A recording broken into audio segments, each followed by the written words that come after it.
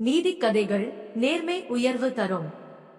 ஓர் ஊரில் ஒரு செல்வந்தர் வசித்து வந்தார். அவர் மிகவும் பொல்லாதவர், பணத்தாசை பிடித்தவர். தன்னிடம் வேலை செய்பவர்களுக்கு சரியான கூலி கொடுக்க மாட்டார். ஒரு முறை அந்த செல்வந்தன் தன் தோட்டத்தில் விளைந்த தேங்காய்களை சந்தையில் விற்றுவிட்டு கிடைத்த 10,000 ரூபாயுடன் வீட்டுக்கு சென்று கொண்டிருந்தார். செல்லும் வழியில் அப்பணம் தொலைந்து விட்டது. எங்கு தேடி பார்த்தும் கிடைக்கவில்லை. அப்போ அவரது மனைவியார் ஒரு ஆலோசனை சொன்னார். உங்க பணப்பையை கண்டுபிடித்து கொடுப்பவர்களுக்கு தகுந்த சன்மானம் கொடுக்கிறேன் என்று சொல்லுங்க. அப்ப எடுத்தவங்க யாராவது கொண்டு வந்து கொடுப்பாங்க என்றார். ஆகா, இது நல்ல திட்டமாக இருக்கிறதே என்று நினைத்து அடுத்த நாளே ஊர் முழுவதும் பறைசாற்றினான். ஊர் மக்களும் பணப்பை கிடைத்தால் கொடுத்து சன்மானம் வாங்கலாம் என்று நினைத்தார்கள். அப்படி தேடி பார்த்தும் யாருக்கும் பணப்பை கிடைக்கவில்லை. இந்த சம்பவம் நடந்து ஒரு சில வாரங்களுக்கு பின்பு அருகில் இருந்த ஊரிலிருந்து அந்த ஊருக்கு ஒரு வழிப்போக்கர் வந்தார். அவர் மிகவும் நல்ல குணமுடையவர். ஏழையாக இருந்தாலும் கௌரவமாக வாழ்பவர். தன்னால் முடிந்தவரை அடுத்தவர்களுக்கும் உதவுபவர். அவர் விவசாயம் செய்த நிலத்தில் நிலத்தடி நீர் கிடைக்காததால் விவசாயம் விளைச்சல் காணவில்லை. வேறு தொழில் செய்யவோ தன்னிடம் பணமும் அனுபவமும் இல்லை என்பதால் பக்கத்து ஊருக்கு சென்று ஏதாவது வேலை செய்து சம்பாதிக்கலாம் என்று நினைத்து இவ்வூருக்கு வந்தார். அப்படி காட்டு வழியால் வரும்போது அங்கே ஒரு புறா அடிபட்டு கீழே கிடந்தது. அதை பார்த்து இறக்கப்பட்ட அந்த வழிப்போக்கர் புறாவை தூக்கிக் கொண்டு அருகில் இருந்த குளக்கரைக்கு சென்று அதன் வாயில் தண்ணீர் ஊற்றினார். பின்னர் அந்த புறாவை அருகில் இருந்த மரக்கிளையில் வைத்துவிட்டு சென்றார். அவர் அப்படி செல்லும் போது பாதையின் ஓரத்தில் காலில் ஏதோ மாட்டியதை கண்டார். அது ஒரு பணப்பை, அதில் நிறைய பணமும் இருந்தது.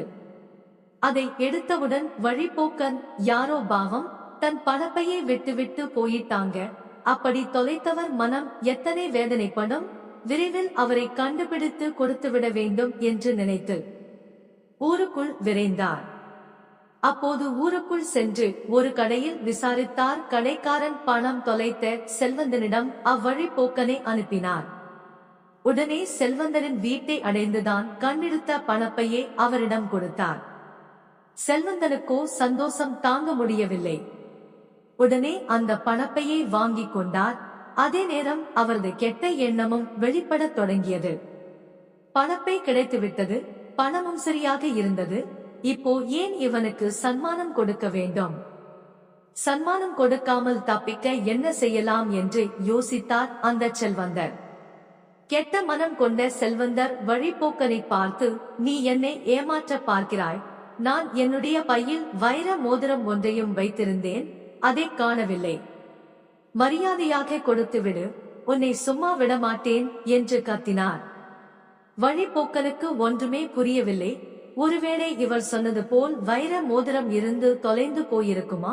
நான் எடுக்கவில்லையே. இவரிடம் சன்மானம் வாங்குவதை விட பிரச்சனையில் இருந்து தப்பிக்கலாம் என்று யோசித்தார். செல்வந்தனோ விடாமல் கத்தி ஆர்ப்பாட்டம் செய்தார். பணப்பை கொண்டு வந்த வழிப்போக்கனுக்கு செல்வந்தன் அப்படி என்னதான் பரிசு கொடுக்க போறார் என்று பார்ப்போம் என ஊர் மக்கள் அனைவரும் திரண்டு வந்தனர். ஆனால் வழிப்போக்கன் குற்றவாளி போல நிற்பதை கண்டனர். ஊர் மக்கள் செல்வந்தரை சும்மா விடக்கூடாது, இந்த பிரச்சனையை எமதூரில் தீர்ப்பு சொல்லும் மரியாதை ராமனிடம் கொண்டு செல்ல வேண்டும் என நினைத்து அவரிடம் இருவரையும் அழைத்துச் சென்றனர். செல்வந்தன் தன் பணப்பையும் அதில் இருந்த வைர மோதிரமும் தொலைந்த கதையையும் வழிப்போக்கன் பணப்பை கண்டெடுத்த கதையையும் சொன்னார்கள். ஏற்கனவே செல்வந்தன் அறிவித்த பறைசாற்றல் பற்றி மரியாதை ராமனுக்கு தெரியும்.